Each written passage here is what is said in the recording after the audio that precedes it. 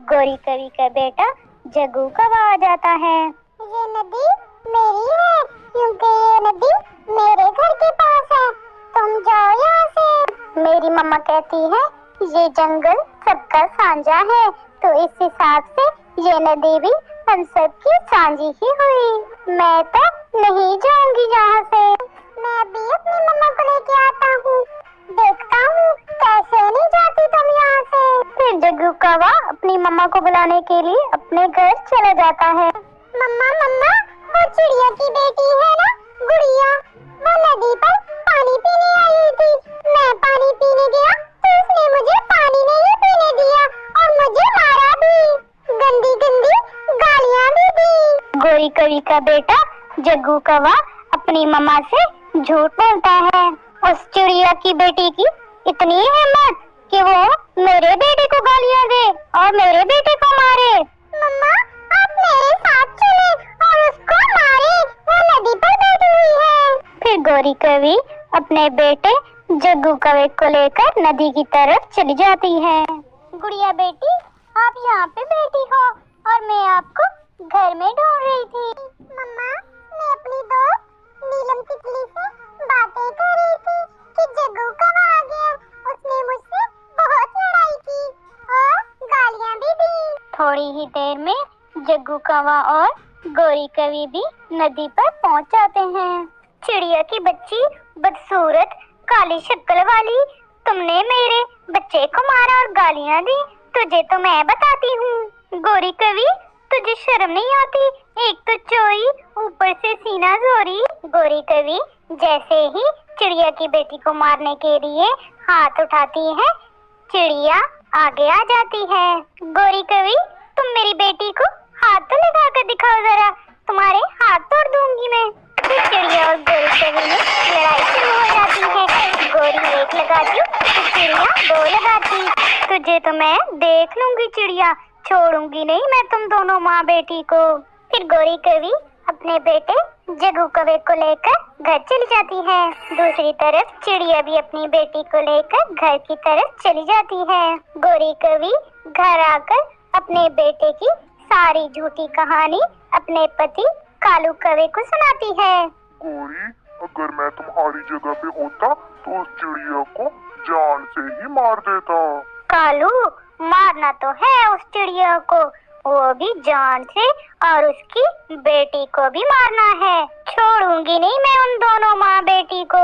उस चिड़िया और उसकी बेटी की मौत तो मेरे हाथों ही लिखी है। गोरी, मैं ही उनको मारूंगा। मम्मा सॉरी, मेरी वजह से ये सब हुआ। सॉरी मम्मा। मगर मम्मा सच, मैंने जग्गू कवि को कुछ भी नहीं कहा था, उसने लड़ाई शुरू की थी। मैं जानती हूँ मेरी बेटी, वो कवि और कौवे पूरे जंगल में मशहूर हैं। वो कवि और कौवा सबको तंग करते हैं और सब पक्षी उनसे डर जाते हैं और खामोश हो जाते हैं, पर मैं अपनी बेटी के साथ हूँ, तुम फिक्र मत करो मेरी जान। अगले दिन चिड़िया दाना ढूंढने के लिए जाती है तो रास्ते में उसको कालू कौवा मिल जाता है। चिड़िया बहन, मैं शर्मिंदा हूँ कल की गलती के लिए। मेरी पत्नी और बेटे ने बहुत गलत किया, मैं उनकी तरफ से माफी मांगता हूँ। कालू कौवा ऐसे झूठ मूठ का नाटक करता है। कालू भैया, मेरी बेटी तो नदी पर पानी पी रही थी, आपकी पत्नी और बेटे ने ख्वामोख्वाह लड़ाई शुरू कर दी। अच्छा चिड़िया बहन, अब बस भी करो, जो भी हुआ मैं माफी मांगता हूँ। ठीक है कालू भैया, मैंने माफ किया, पर अगली दफा ख्याल रखिएगा। अब मैं दाना ढूंढने जा रही हूँ। चिड़िया, तुम्हें दाना ढूंढने की कोई जरूरत नहीं है, मेरे पास दाने हैं, तुम ले जाओ वो और खा भी लो। कालू कौवा चिड़िया को 2 दाने देता है और चिड़िया से कहता है मेरे पास बहुत सारे दाने हैं, तुम ये दाने खा लो। चिड़िया जैसे ही वो दाना खाती है, चिड़िया तो मर जाती है, क्योंकि कालू कौवे ने दाने पे जहर लगाया होता है। मेरा आधा बदला तो पूरा हो गया, अब रही चिड़िया तेरी बेटी की बारी। कालू कौवा चिड़िया को मारकर सारी बात घर आकर गोरी कवि को बताता है। दोनों बहुत खुश होते हैं।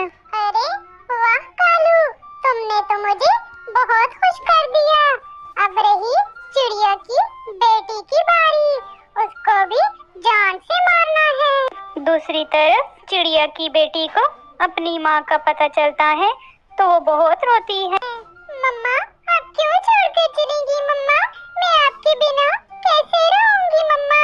अगले रोज गुड़िया उस जगह पे जाती जहाँ पर हर रोज वो अपनी माँ के साथ आया करती थी। फिर गुड़िया का पीछा करते हुए वहाँ पर गौरी कवि और कालू कौवा भी आ जाता है। गुड़िया अपनी जान बचाकर तेज तेज उड़ना शुरू कर देती है। गौरी कवि और कालू कौवा भी उसके पीछे पीछे उड़ना शुरू हो जाते हैं। गुड़िया सीधा तोते के पास जाती है और तोते से कहती है, तोते अंकल, मुझे उस गौरी कवि और कालू से बचा ले, वो मुझे मार देंगे। उन्होंने मेरी मम्मा को भी मार दिया है। अरे छोटी चिड़िया, वो कवि और कौवा बहुत ताकतवर हैं। मैं उनका मुकाबला नहीं कर सकता। तुम ऐसा करो, कबूतर के पास जाओ। गुड़िया फिर से उड़ती है और सीधा कबूतर के पास जाती है। कबूतर अंकल, मुझे उस कालू कवि और गौरी कवि से बचा ले, वो मुझे मार देंगे। उन्होंने मेरी मम्मा को भी मार दिया है। प्लीज कबूतर अंकल, मुझे बचा ले। वो बहुत ताकतवर है, मैं उनका मुकाबला नहीं कर सकता। तुम ऐसा करो, चील के पास जाओ, वो तुम्हारी मदद जरूर करेगी।